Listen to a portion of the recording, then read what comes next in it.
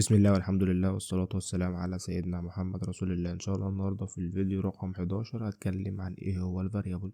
تعال اقول لك ايه هو الفاريبل ده اللي هو الاكس اللي احنا كنا اتكلمنا عنه، اللي هو الادرس، اللي هو العنوان بتاعك.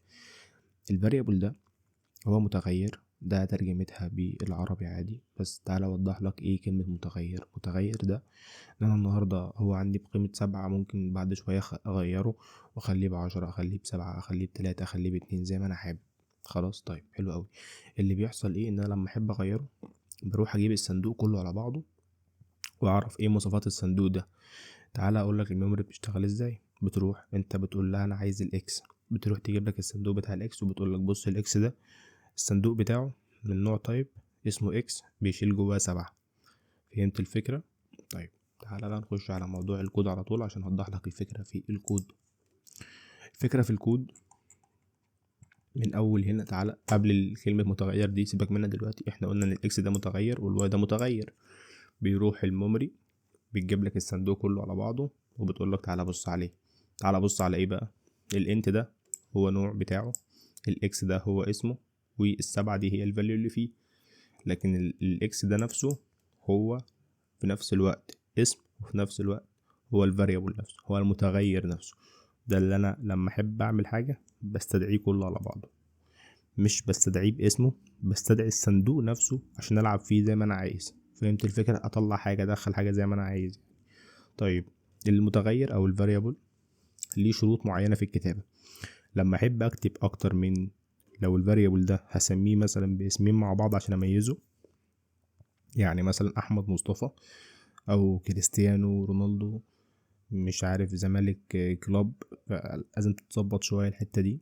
ما ينفعش ان انا ايه اعملها بالشكل اللي قدامك ده اللي هو احمد مصطفى فلاتر ديفلوبر، ده اللي هو مش باين، ده مش كلام صح، ده اللي قالته الدارت.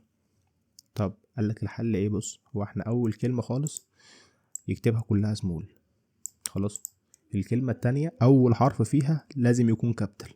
الكلمة التانية أول حرف فيها لازم يكون كابيتال. الكلمة التالتة أول حرف فيها كابيتال. الكلمة الرابعة أول حرف فيها كابيتال. أي كلمة بعد الكلمة الأولى يبقى كابيتال، أول حرف فيها كابيتال.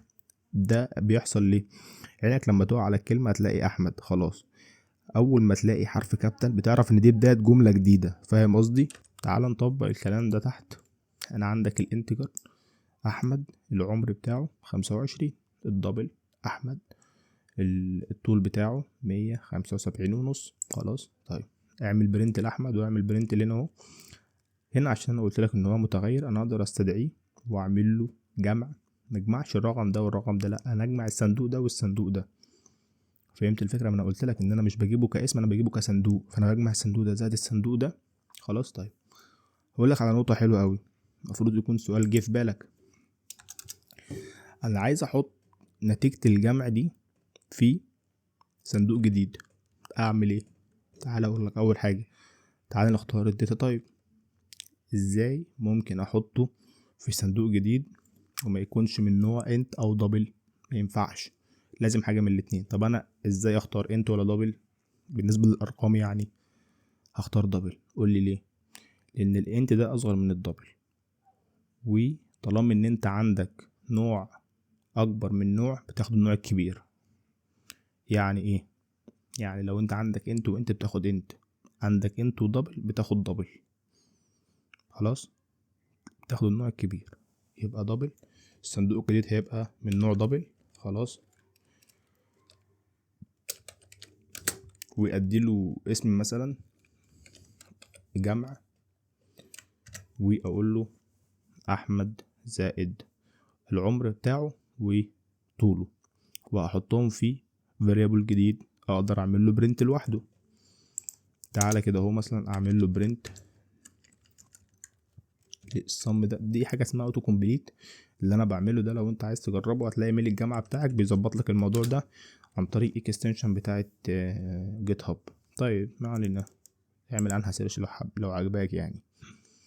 ايه الفرق بين ده الصم ده وبين ده؟ حاول تفكر كده فيها شويه. انا هقول لك الاجابه دلوقتي بس انت حاول تفكر فيها. بص يا سيدي، هنا ده صندوق جديد، ده صندوق جديد اقدر اتحكم فيه وامسك الصم ده اعمل بيه حاجه جديده.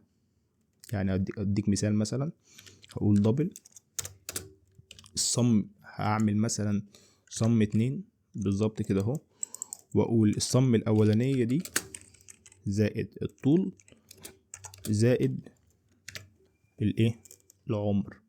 يبقى انا هنا جمعت المجموع ده اهو، ادي الصم ده جيت خدته هنا اهو زائد الطول زائد العمر وحطيتهم ايه مع بعض في صم جديد. هنا انا مش ماسكه في ايدي، هنا انا بمجرد بعمل له برنت، مش بقدر اعمل له حاجة تانية. فهمت قصدي؟ تعالى بس نعمل له ايه برنت تاني.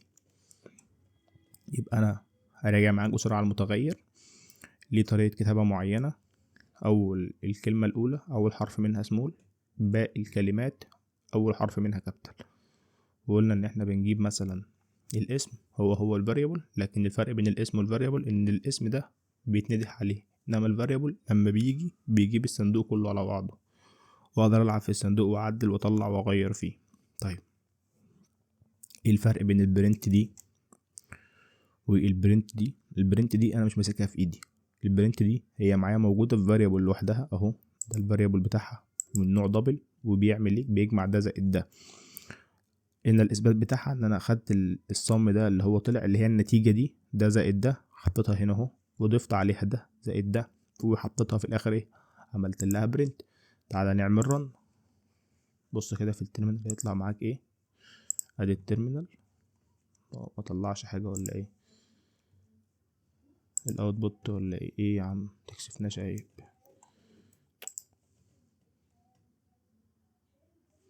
الله ايه ده مالك اهو اهو. تعالى هنا المفروض ان انا مش في التيرمينال خالص، التيرمينال دي غلط خالص اللي انا بتكلم عنها. المفروض ان انت في الايه في الديباج كونسول، معلش انا اسف. السبعة دي بتاعت دي، 7.5 دي اهي المرة اللي فاتت. عمر احمد 25 عملت له برنت اهو، وبعدين عملت برنت للطول اهو. لما الراجل راح جمع لك احمد زائد الطول بتاعه طلع معاه 200.5، لما رحنا جمعنا 200.5 اهي، هي دي اللي عملنا لها برنت. احنا هنا رحنا جينا جمعنا 200.5 خلاص، زائد الطول بتاع احمد زائد العمر، طلع معانا 401 خلاص. بس موضوع بسيط او مفهوش حاجة صعبة يعني. حاول تجرب كده مع نفسك وشوف الدنيا، لو في اي سؤال ابعتلي هظبطها معاك ان شاء الله. الفيديو اللي جاي هتكلم عن تفاصيل تانية برضو في موضوع الفاريبل ده، ولو في اي سؤال هبقى ارد عليه في الفيديو اللي جاي. وفي نفس الوقت برضو لو يعني لقيت الدنيا حلوة وماشية الفيديو مكبرش، هخش في موضوع الايه السترنج، يعني اللي هي النصوص، يعني ده النوع الداتا طيب التاني اللي موجود جوه البريميتيف. خلاص يلا، السلام عليكم ورحمة الله وبركاته.